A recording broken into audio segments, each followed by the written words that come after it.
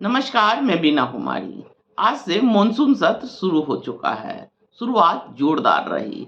विपक्ष प्रधानमंत्री मोदी और सरकार को घेरने के लिए सवालों के साथ संसद में पहुंच चुकी थी, पर मोदी जी संसद के बाहर से ही बाहर हो लिए। मोदी जी आए जरूर, वो मीडिया को संबोधन किया। उन्होंने मीडिया का संबोधन किया। यहाँ भी आप गलतफहमी में नहीं रहिए। वो मीडिया से कोई सवाल नहीं लिए, वो सिर्फ अपनी बात मीडिया को कहते हैं। कोई प्रेस कॉन्फ्रेंस उन्होंने नहीं किया। मीडिया को संबोधन करते हुए उन्होंने बताया कि इस बार मॉनसून सत्र का नाम विजय उत्सव सत्र दिया जाएगा। मोदी जी का काम खत्म, मोदी जी चले गए। विपक्ष सवालों को लेकर खड़ी की खड़ी रह गई। विपक्ष का इरादा था प्रधानमंत्री को घेरना, पर मोदी जी चले गए। प्रधानमंत्री सेना के बदौलत सवालों से कहीं बचना तो नहीं चाह रहे हैं। ऑपरेशन सिंदूर के बहाने विपक्ष को ही घेरना तो नहीं चाह रहे हैं। वह सेना की वीर गाथा करके संसद से बाहर चले गए।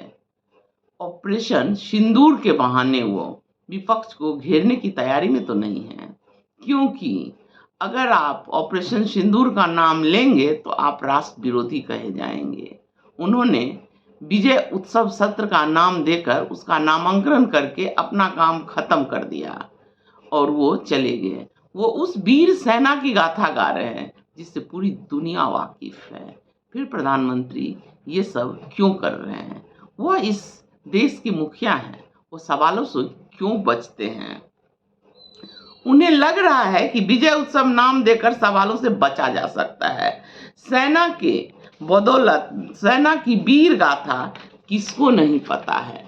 सरकार के साथ पूरा 140 करोड़ जनता और पूरी विपक्ष एकजुट होकर खड़ी थी कि आप ऑपरेशन सिंदूर को अंजाम दें, पर वो बीच में ही सीज फायर का ऐलान कर देते हैं।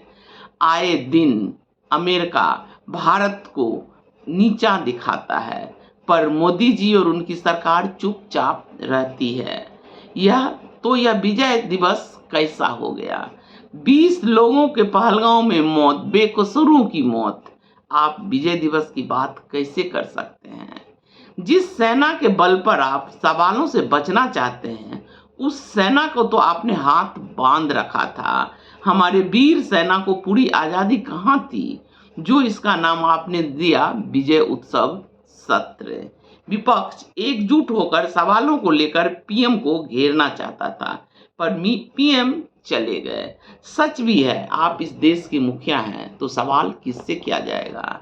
विपक्ष का सबसे ज्वलंत सवाल था कि जो पहलगांव में जो घटना का अंजाम आतंकवादी ने दिया, वो मृत या जीवित अभी तक पकड़ा क्यों नहीं गया?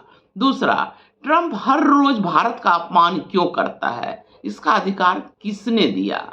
सीज फायर का ऐलान किसके कहने पर आप किए? और सेना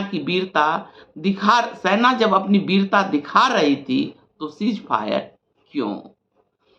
चौथा, बिहार में जो हो रहा है वोटर लिस्ट वेरिफिकेशन, और वहां से जो वीडियो आ रहा है सोशल मीडिया के द्वारा, उस पर सरकार का क्या कहना है? क्या बिहार जीतने के लिए एक नया कदम वोटर लिस्ट के वेरिफिकेशन के नाम पर किया जा रहा है? नमस्कार, धन्यवाद।